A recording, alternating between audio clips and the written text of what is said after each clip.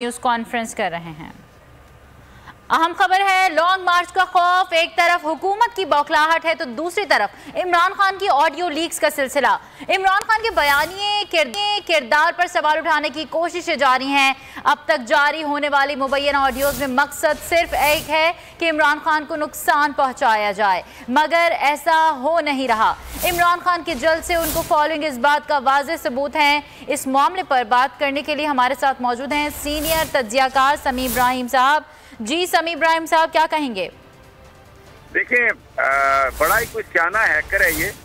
जैसे जैसे तारीख का ऐलान होने वाला है लॉन्ग मार्च की, ये ऑडियो सारी इमरान खान की लीक हो रही है और बज़ाहिर ये इनका मकसद है कि इमरान खान की जो ईमानदारी है, उनकी जो इंटेग्रिटी है, उनका जो बयानिया है, उस पर डेंट डाला जाए। लोगों को ये बताना मकसद है इन सारी ऑडियो लीक का कि इमरान खान कोई मजबूत किरदार के आदमी नहीं है, वो एक साजिशी ज़हन के आदमी है और ये जो अमेरिकी की साजिश का वो जिक्र कर रहे हैं वो खुद उन्होंने घड़ी है। और ये अब देखें, ये अनऑथेंटिक ये सारी ऑडियोज हैं, कोई इनकी फोरेंसिक नहीं हुई और ये बतौर वजीर आजम ये तस्वुर किया जा रहा है कि उनकी जो गुफ्तगू है ये तब की है। तो एक बड़ा सवाल है कि किसने की ये, किसकी एक्सेस है? क्या ये ISI ने की, क्या ये MI ने की, क्या ये IB ने की या किसी और बंदे ने की? तो उनके इसका फोरेंसिक होना चाहिए। क्या ये ऑथेंटिक है? मुख्तलिफ हिस्से जोड़ के तो नहीं बनाई गई।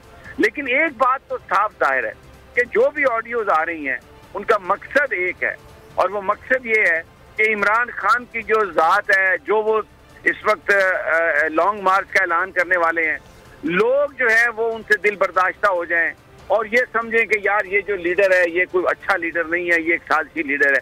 इन तमाम जो ऑडियो लीक्स हैं इनका मकसद एक है। तो फिर ये कौन करवा रहा है?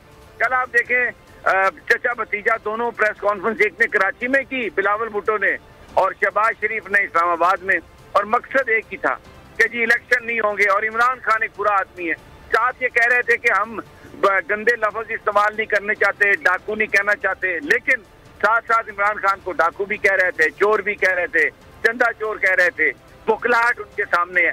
ये सारे के सारे वो काम है जो घबराहट में किए जा रहे हैं। अवाम का एक समंदर है।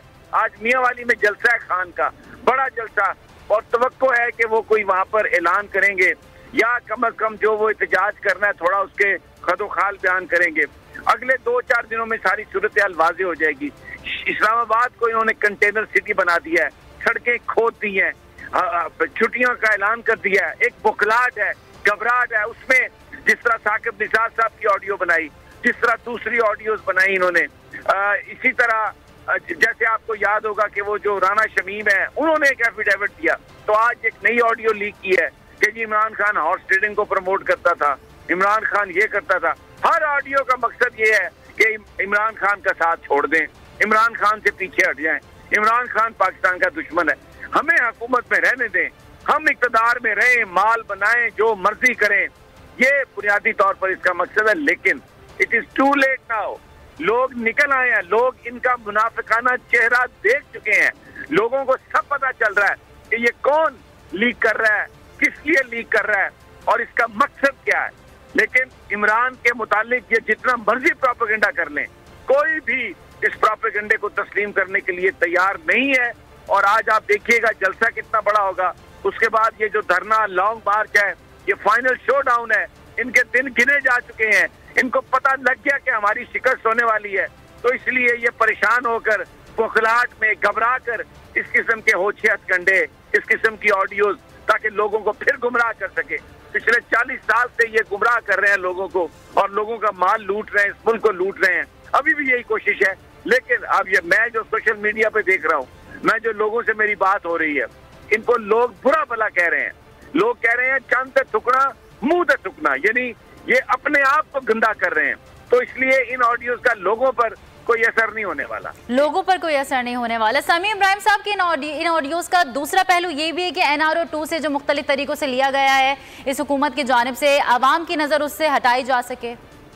बिल्कुल ये भी है। देखिए ना, 1100 अरब तो रुपए के करप्शन के केसेस हैं वो खत्म हो गए हैं। अब देखें, मरियम नवाज बाहर चली गई है, नवाज शरीफ के आने की बात हो रही है, FIA के केसेस जो शहबाज शरीफ के थे खिलाफ मुस्तकिल इस्तिस्ना मिल गए हैं। 50 से ज्यादा केसेस, भले राजा परवेज अशरफ हो, यूसुफ रजा गिलानी हो, ये एहसन इकबाल हो, ये सारे के सारे जो नून